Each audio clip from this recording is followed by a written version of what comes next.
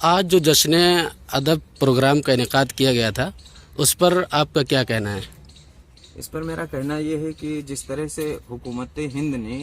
एक इनिशिएटिव लिया है सन 2021 में, इन्होंने आज़ादी का अमृत महोत्सव मनाने का जो एक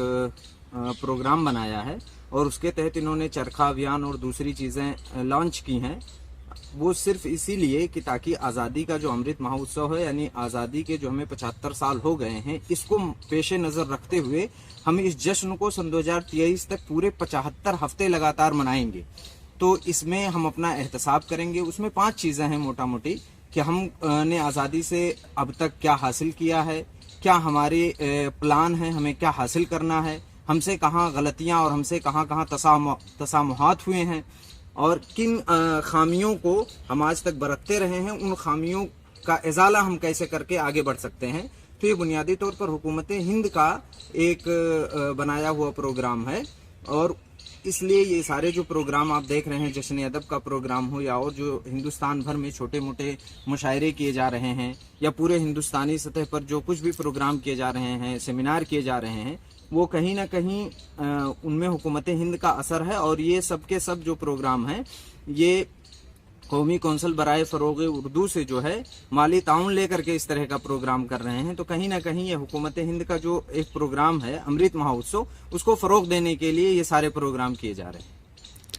हिंदी और उर्दू में ये तजाद की बाइस बनी रहती है दोनों ज़बानें। हालांकि लोग कहते हैं कि उर्दू मीठी ज़बान है और तमाम ज़बानों की समूही हुई है। इस पर आपका क्या कहना है? इसमें मेरी राय ये है कि देखिए, उर्दू और हिंदी में बाज़ाब्ता ये जानबूझ करके एक कज़िया खड़ा किया गया है। अगर मिसाल के तौर पर हम ये देखें तो जो फिल्म इंडस्ट्री है, फिल्म इंडस्ट्री में जो स्क्रिप्ट लिखी जाती हैं, जो चीज़ें हैं, उनको उर्दू में लिखा जाता है और उर्दू में ही उसको बोला जाता है। वो सारे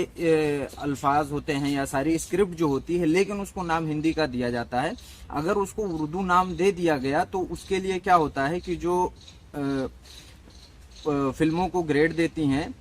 जो NGOs उसको पास करती हैं या जो अवार्ड देती हैं, वो अगर स्क्रिप्ट में या मीडियम में कि किस मीडियम से ये फिल्म बनी है, अगर हिंदी न डालें तो वो अवार्ड के लिए नॉमिनेट नहीं होती हैं। तो यहाँ मामला ये है कि बहुत सारे ऐसे स्क्रिप्ट राइटर हैं जो ये चाहते हैं कि उर्दू का फ़रोग़ दें और उर्दू में जो स्क्रिप्ट है वो उर्दू लिख करके ही आगे बढ़ाएं। लेकिन यहाँ कहीं ना कहीं हमें मानना होगा कि उर्दू के तई जो है ना मुतासिब जो लोग हैं, वो यही चाहते हैं कि नहीं, उर्दू को उर्दू के खाने में ना लिख करके बल्कि उर्दू के खाने में हिंदी लिख दिया जाए, ताकि ये अवार्ड के लिए भी नॉमिनेट हों और धीरे धीरे जो है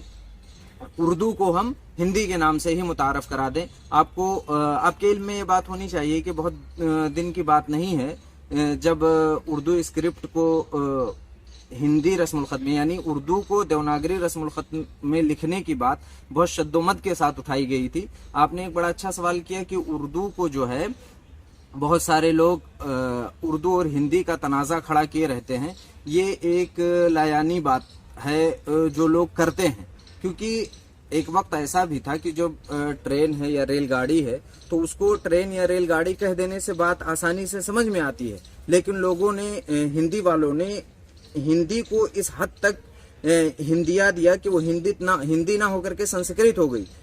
आपको पता होना चाहिए कि ट्रेन के लिए उन लोगों ने लहुपत गामनी का लफ्ज़ वज़ा किया और उर्दू वालों ने उर्दू में इस हद तक फ़ारसी के अल्फाज दाखिल किए कि उर्दू ना होकर के वो फ़ारसी ज़दा उर्दू हो गई। तो ये दोनों तरफ से ये चीज़ें हुई। फिर अब तो अच्छी बात ये है कि जो हमारे अखबारात हैं और हमारे TV चैनल हैं या रेडियो हैं, उनमें बहुत सारे ऐसे अल्फाज इस्तेमाल किए जा रहे हैं जो हमारे रोज़मर्रा के हैं, जिसे हम हिंदी या हिंदवी या हिंदुस्तानी कह सकते हैं। क्या ही अच्छा होता, क्या ही मुनासिब होता कि तमाम लोग जो है गांधी जी के उस कौल पर अमल कर लेते कि जिसको उन्होंने कहा था कि हिंदी के मुनासिब तरीन और सहल तरीन अल्फाज ले करके और उर्दू के जो आसान तरीन अल्फाज है उनको ले करके एक नई ज़बान दी जाती और उसका नाम जो है हिंदुस्तानी ज़बान रखा जाता।